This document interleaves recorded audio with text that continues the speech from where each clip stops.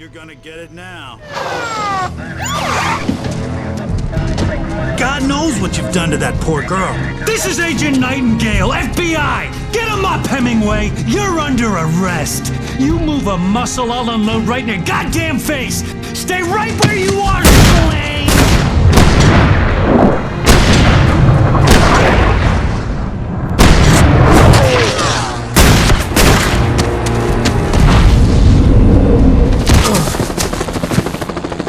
What are you? I'm standing right here, you goddamn maniac!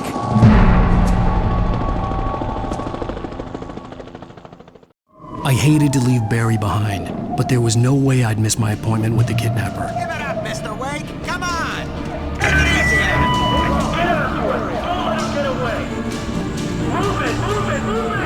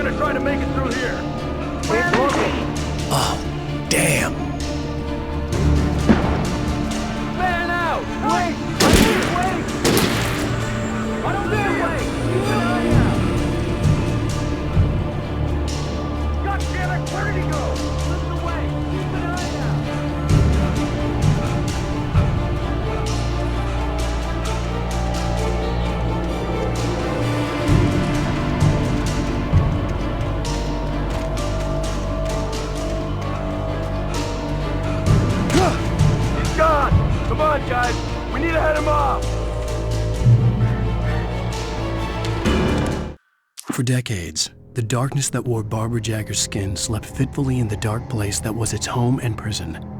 It was hungry and in pain.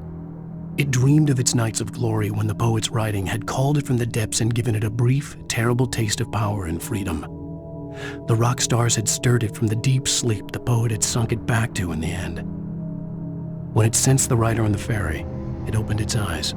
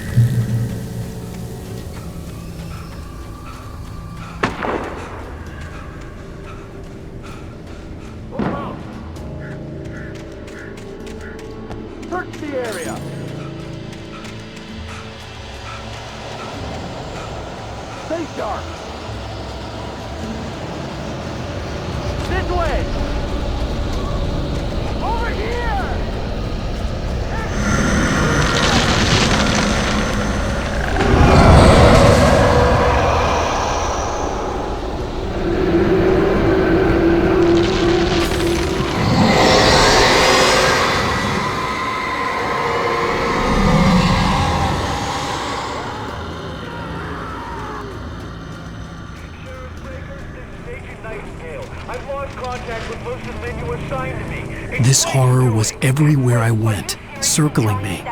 The cops didn't stand a chance. They were after a writer, not a monster. He's the guy we're chasing. If it's not him, who then? Bigfoot? Over. I don't know yet, but I'm not in the habit of jumping to conclusions. That tends to come back and bite you in the ass. Out.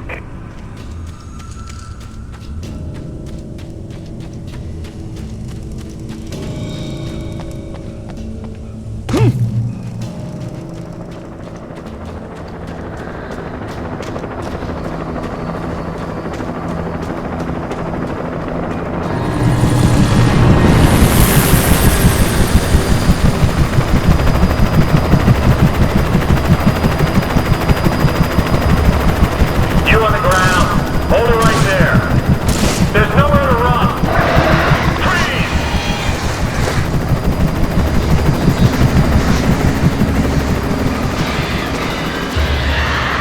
Solar-powered birds.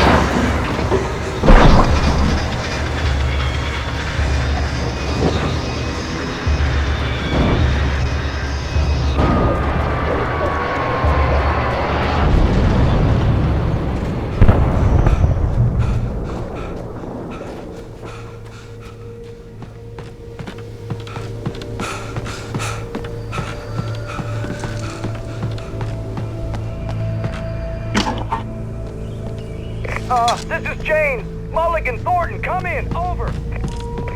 Thornton here. James, we got both Wheeler and Rose in custody. They just put up a... I could see the lights of the radio station in the distance. Come on. Sit down and give me that. James, Mulligan here. Over. Go ahead, Mulligan. Over. We got Wheeler and Rose here. Wheeler's drunk or hopped up on something. Speaking of which, that Fed had a pretty distinctive whiff of Otis Scotch about him, you know what I mean. Over. I don't have anything on that, Deputy Mulligan. Over. Well, whatever. Anyway, Rose is just being plain weird here. You better get Doc in to take a look at both. Over. Gotcha. You better get them here quickly. The Fed's gonna want to interview Wheeler. Over. Oh, yeah, I'll bet he does. Looks like they have a lot in common. Mulligan out.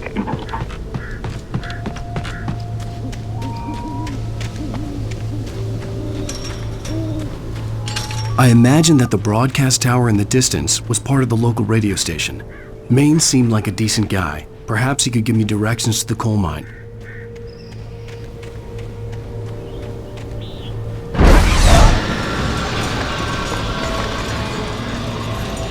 Unnatural shadows clung to the gate. The darkness that was after me was trying to stop me. I wouldn't get through without a light.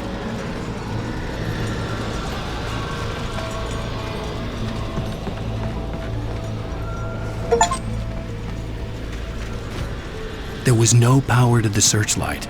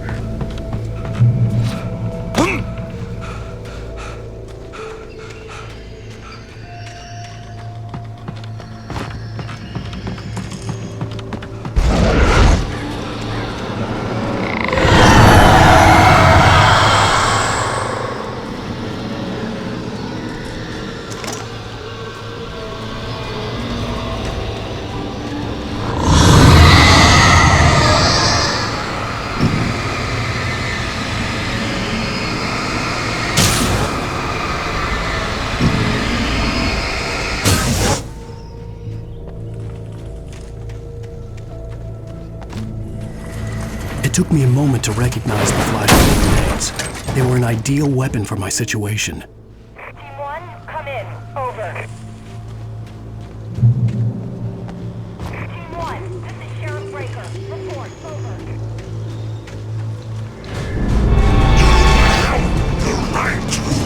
Silent!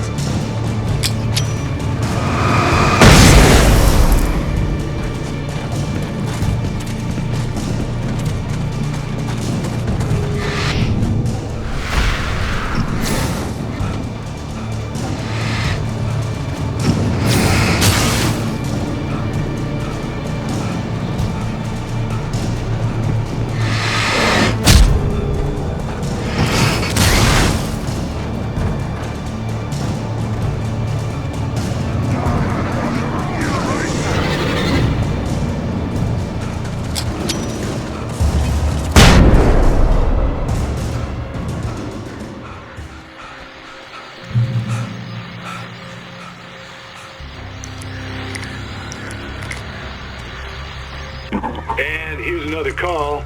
You're on KBF-FM with Pat Maine. It's Milt Peabody, Pat. What's on your mind, Milt?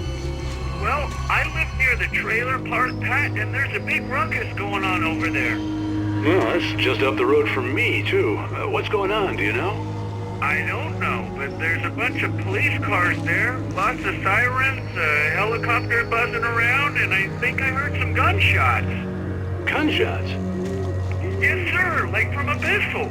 So can you find out what's going on? Because it's just next door and they're popping off guns there.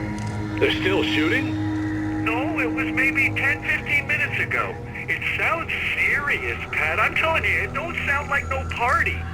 Well, I'm certainly going to give the station a call, Milt. Okay. You'll hear it here as soon as I hear from them. Okay, thanks.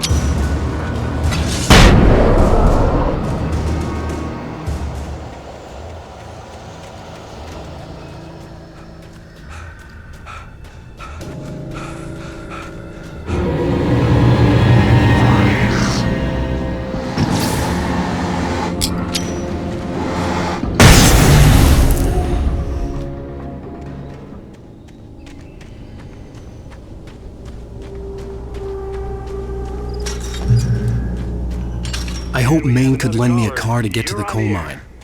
Pat, it's Lorna Miles. Oh, why, hello, Lorna. What do you have for us?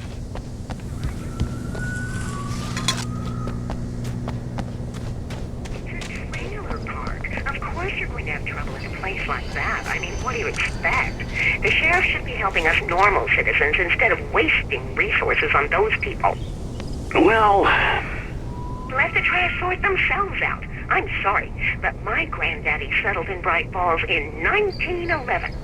well, thank you very much for that compassionate viewpoint, Lorna. How can I be sure that you will walk away? He loves that song.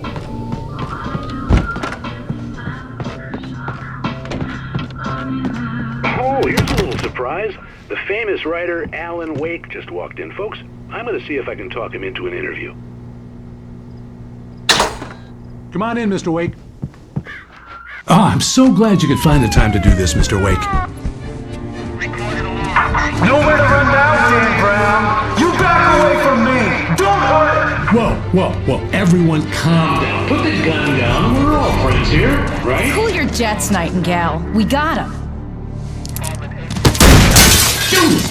What the hell's the matter with you? There's a civilian in there.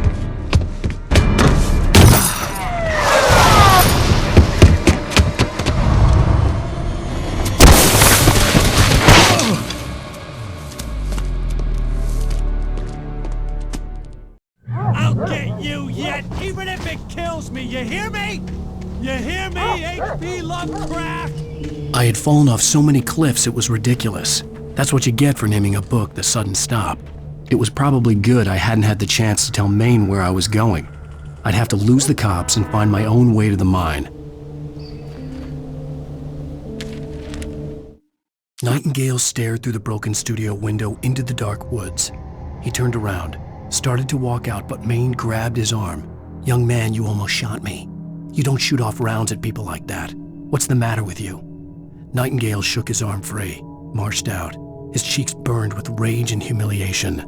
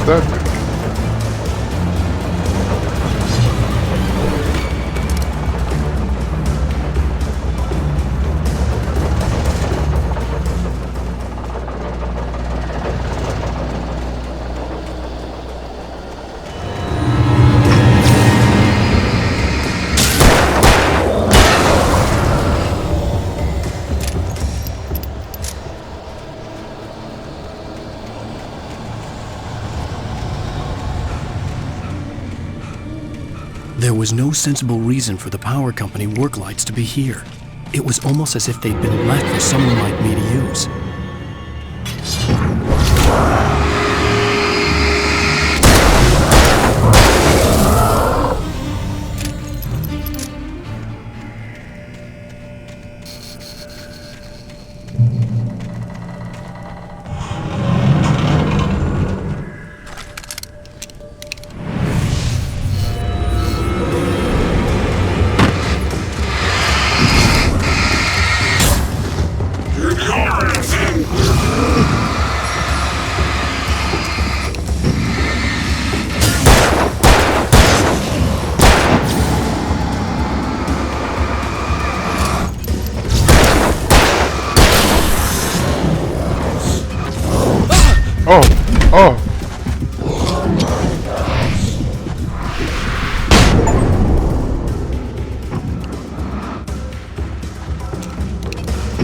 Does it say the darkness controls?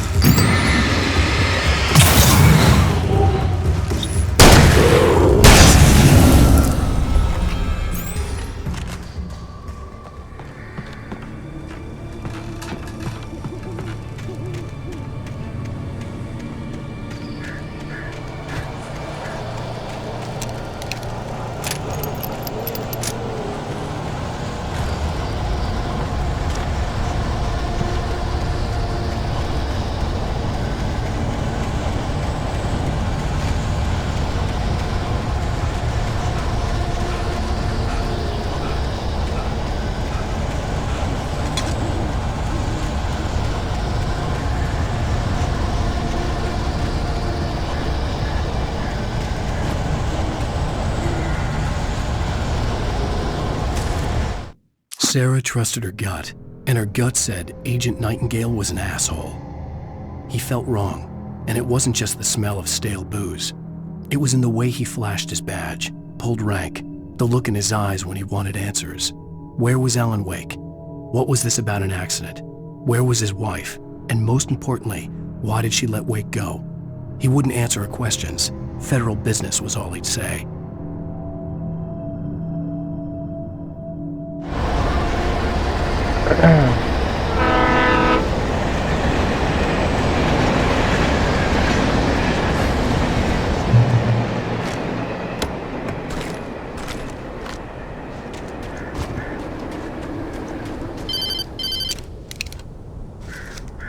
Hello? The most stubborn man I've ever met. Alice? Alice? Alan. I'm so afraid. Keeps me in the dark. Please help me. I look at you, Alan, and it's not you. Something else. Looking out from behind your eyes. Alice, I'm here. I'm so alone here. It's all gonna go to hell. You need to be careful. Cooperate. The connection had been terrible, but But that wasn't the only thing that hadn't been right with the call. She sounded wrong somehow, but she had called me.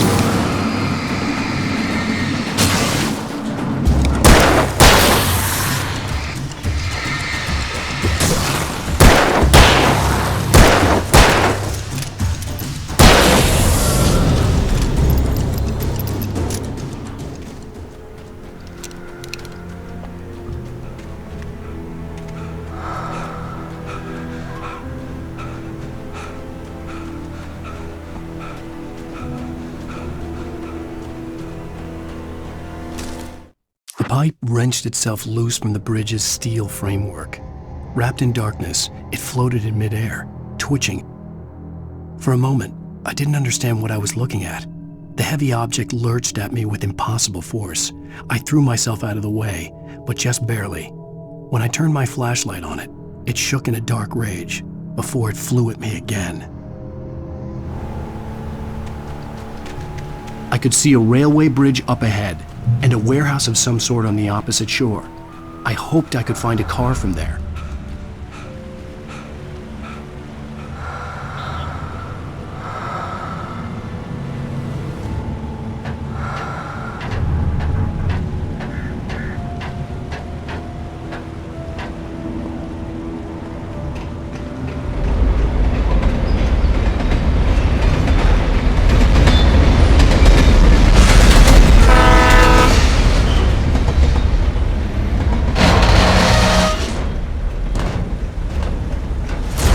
That was pursuing me was growing stronger, and it was taking over everything in its path.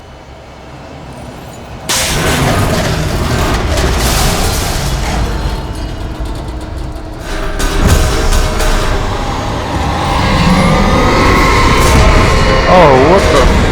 Yo! And a warehouse of some sort on the opposite shore. I hoped I could find a car from there. How am I supposed to dodge a whole platform?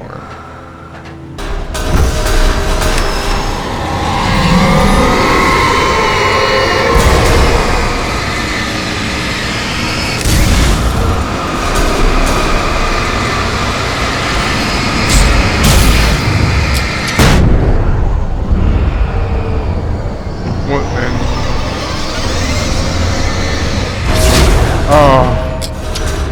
This is ridiculous. I'm not even...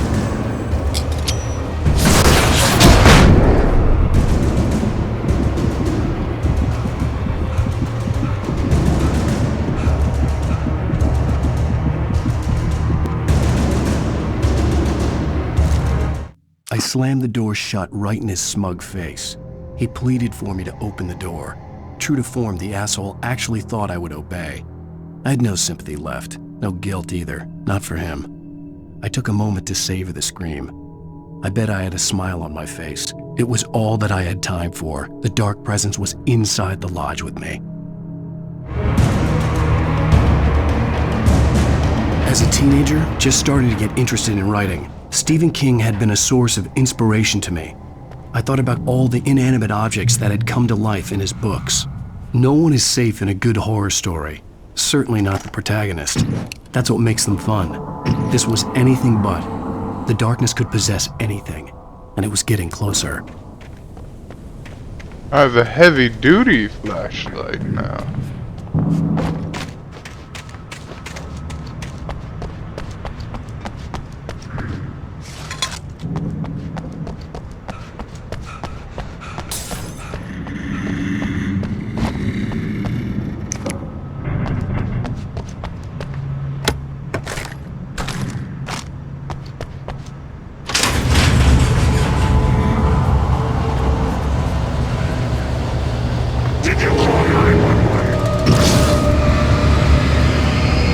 Okay, so it works a lot better.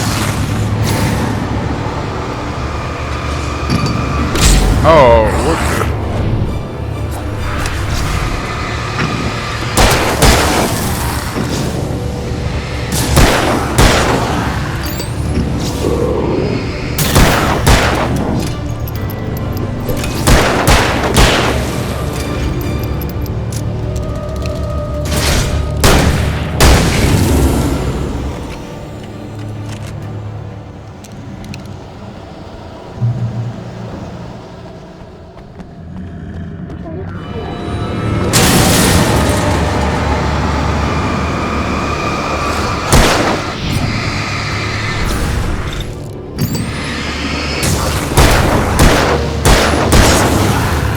Oh, no, thank you.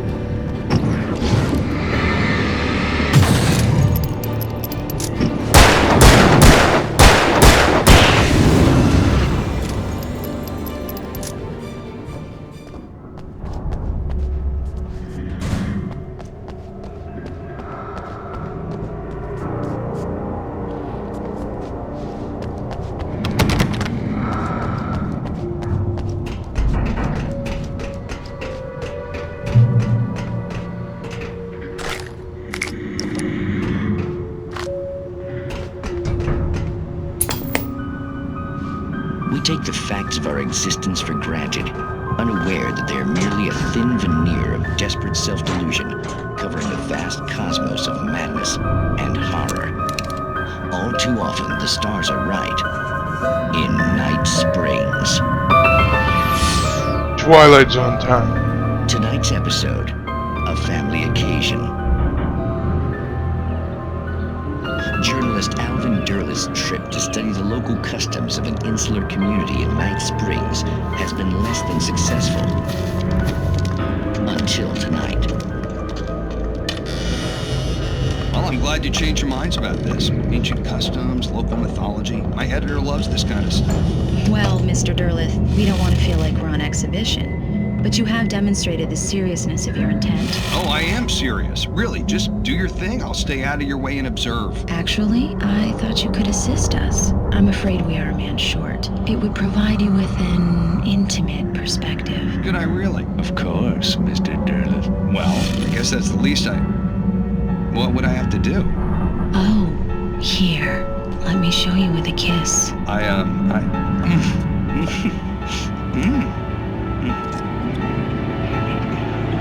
What did you...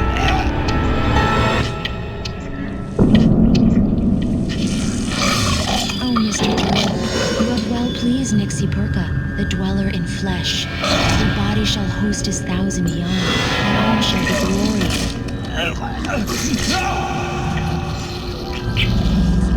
Shh, darling, be calm. Shh. Alvin Derlith learned a harsh lesson. If you go looking for mythology, it may come looking for you. And such quests always bear fruit. In Night Springs. That episode was short.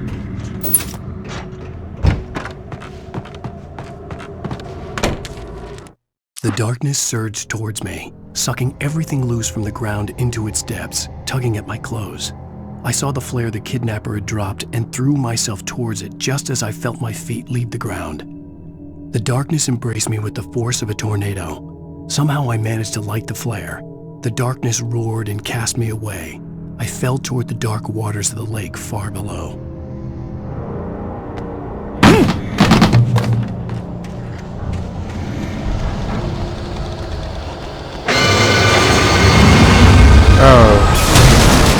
That's new, and then oh god,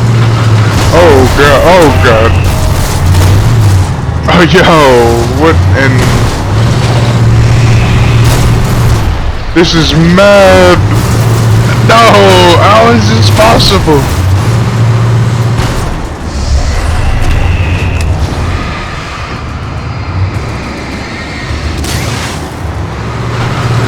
Oh, it does not care. Oh, this thing is absolutely insane.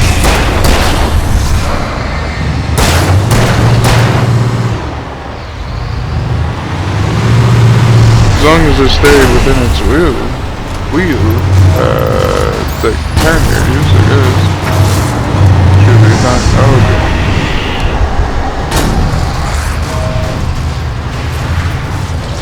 The camera angles.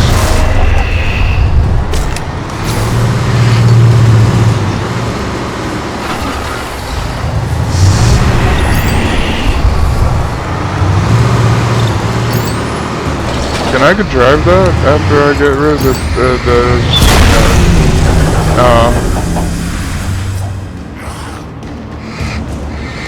I was hoping.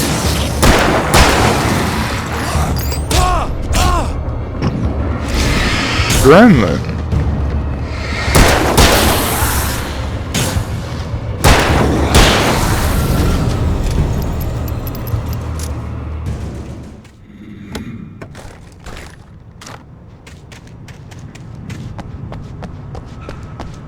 That was wild.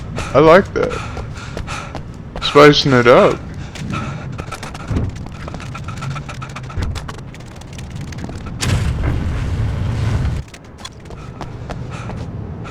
Car? Alright, time to get out of here.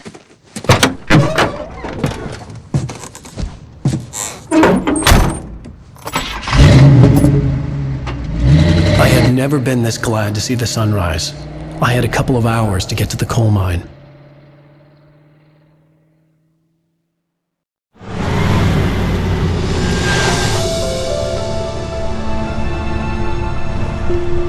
The coal mine wasn't far now.